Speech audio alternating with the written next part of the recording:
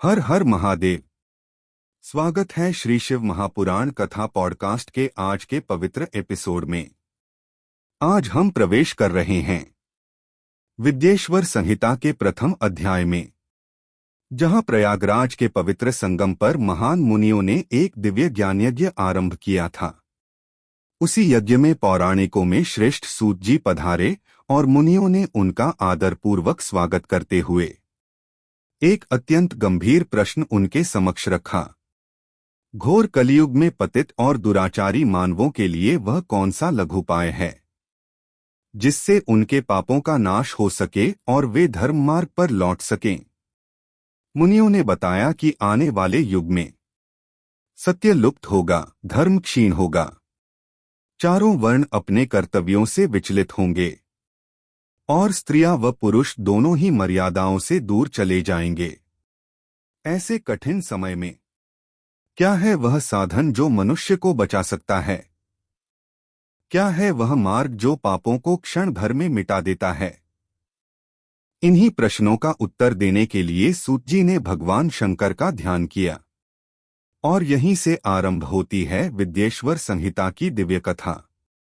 चलिए आज सुनते हैं कलयुग के लिए शिव की वह करुणामयी कृपा जिससे मनुष्य फिर से पवित्रता और मोक्ष के मार्ग पर चल सकता है।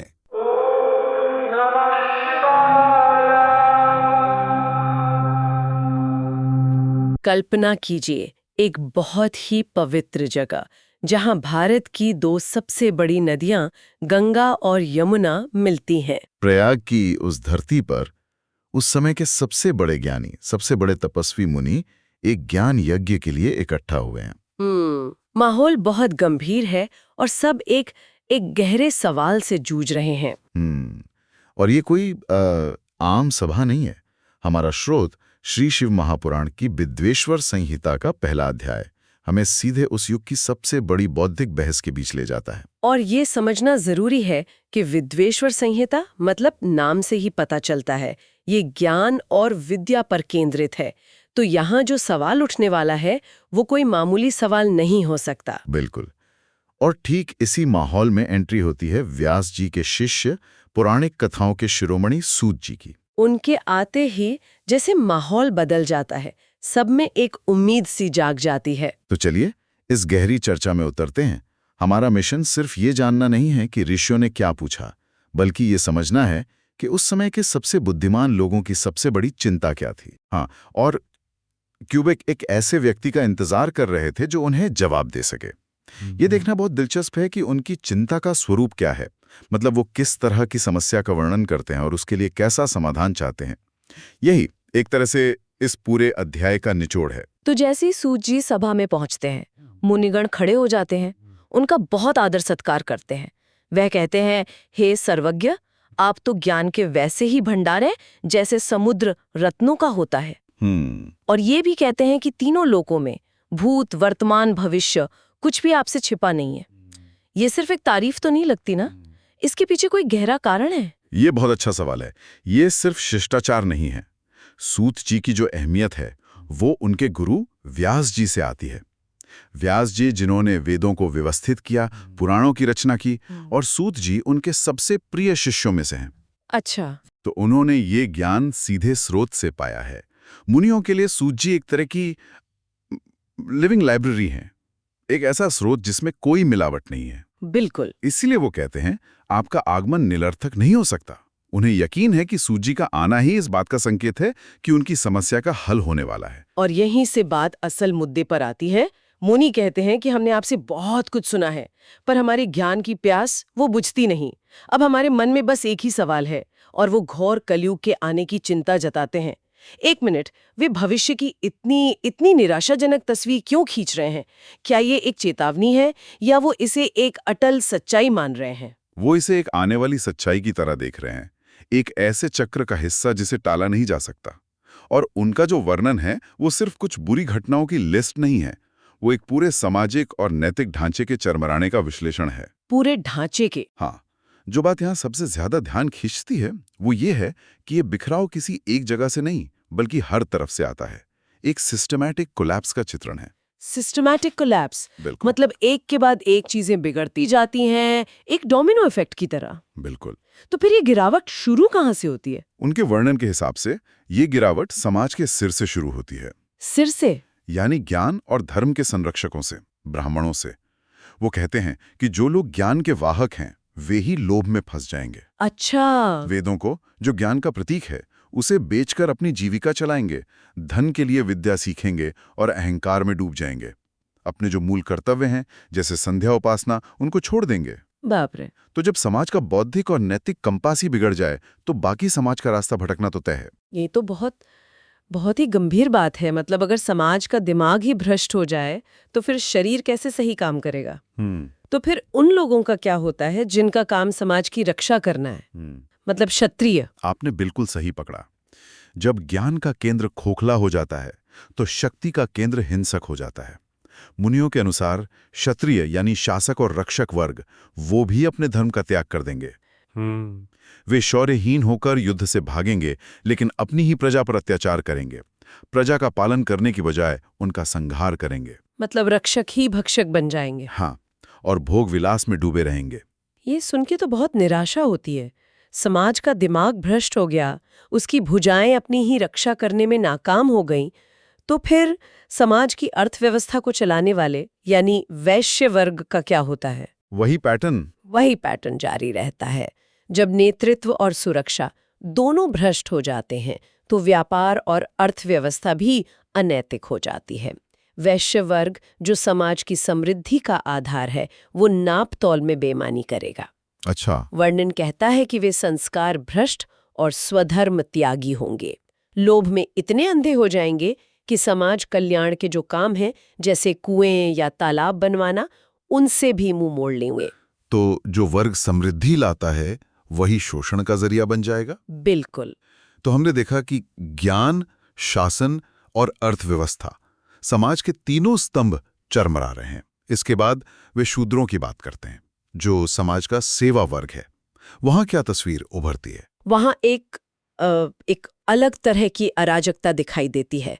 मुनियों के अनुसार कुछ शूद्र ब्राह्मणों जैसा आचरण और वेशभूषा तो अपना लेंगे, लेकिन अपने मूल धर्म को, अपने कर्तव्य को त्याग देंगे।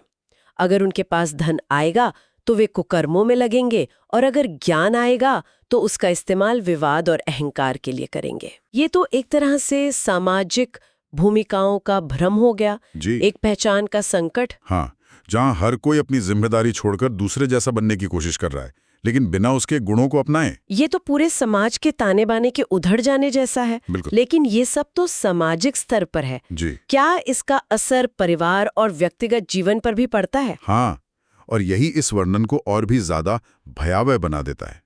मुनि कहते हैं कि यह सड़न समाज की सबसे छोटी इकाई यानी परिवार तक पहुंच जाएगी। परिवार तक भी? हाँ, स्त्रियां सदाचार से दूर हो जाएंगी, पति और सास ससुर का अपमान करेंगी, संतानें माता पिता की भक्ति से हीन और दुष्ट स्वभाव की होंगी। ये तो पारिवारिक विघटन का एक बहुत ही निराशाजनक चित्र है। और वो एक और गहरी बात कहते हैं, लोग देहात्म दृष्टि वाले हो जाएंगे। देहात्म दृष्टि, इसका क्या मतलब है? इसका मतलब है शरीर को ही आत्मा समझ लेना। अच्छा। यानी जीवन का पूरा मकसद सिर्फ शारीरिक सुख और भौतिक चीजों तक सिमट कर रह जाएगा। आध्यात्मिकता, नैतिकता, परोपकार, ये सब बातें बेमानी हो जाएंगी। लोग नास्तिक और पशु बुद्धि वाले हो जाएंगे। ये सिर्फ व्यवहार का पतन नहीं है, ये चेतना का पतन है। ये सुनकर तो सच में लगता है कि कोई उम्मीद ही नहीं बची है।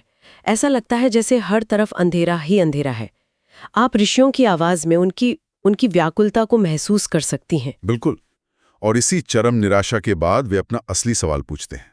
ये पूरी भूमिका सिर्फ उस सवाल को सही संदर्भ देने के लिए थी। तो समाज की इतनी गंभीर तस्वीर खींचने के बाद वे अपने असली सवाल पर आते हैं। वे बहुत व्याकुल होकर पूछते हैं, हे सूद जी, जिनकी बुद्धि नष्ट हो गई है और जिन्होंने अपने धर्म का त्याग कर दिया है, ऐसे लोगों की इस लोक और परलोक में उत्तम गति कैसे होगी? यहाँ उनकी प्रेरणा पर ध्यान देना बहुत जरूरी है। वे किसी को दोषी नहीं ठहरा रहे, किसी से घृणा नहीं कर रहे, बल्कि उनकी चिंता का आधार परोपकार है। वो खुद कहते हैं, परोपकार के समान दूसरा कोई धर्म नहीं है। ये उनकी करुणा को दिखाता है। वे उन भटके हुए लोगों के लिए चिंतित हैं जिनके बारे में वे अभी बता रहे थे। वे उनके लिए एक समाधान खोजना चाहते हैं। और जिस तरह का समाधान वे चाहते हैं वो भी बहुत दिलचस्प है।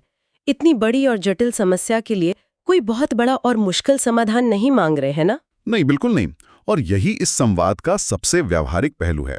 वे साफ साफ कहते हैं, जिस छोटे उपाय से इन सब के पापों का तत्काल नाश हो जाए उसे कृपा करके बताइए। एक लघु उपाय, एक आध्यात्मिक शॉर्टकट जो तुरंत काम करे। हाँ, ये तो बहुत ही अनोखी मांग है।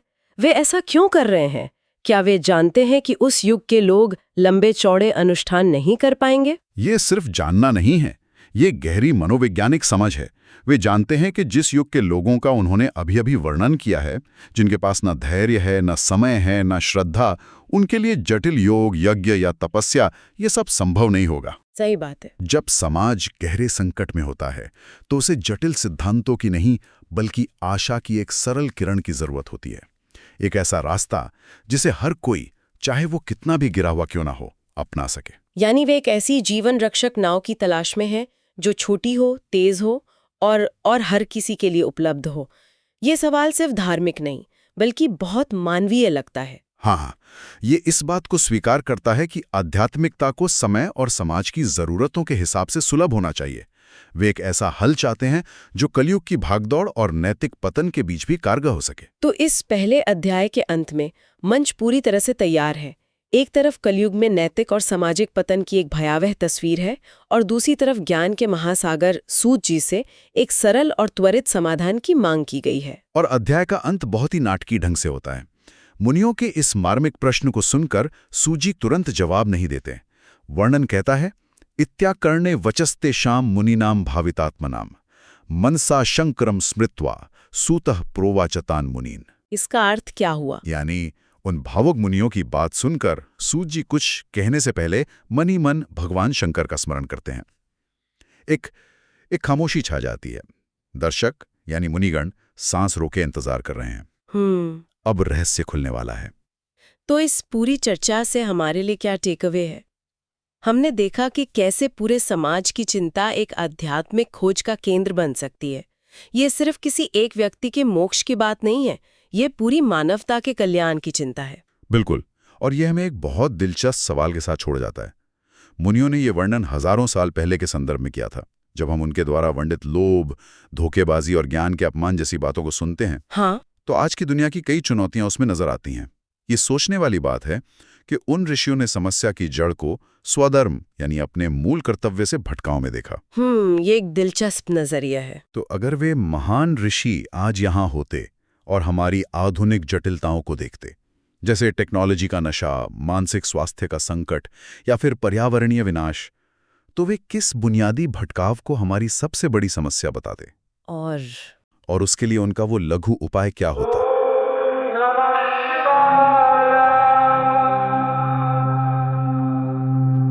हर हर महादेव।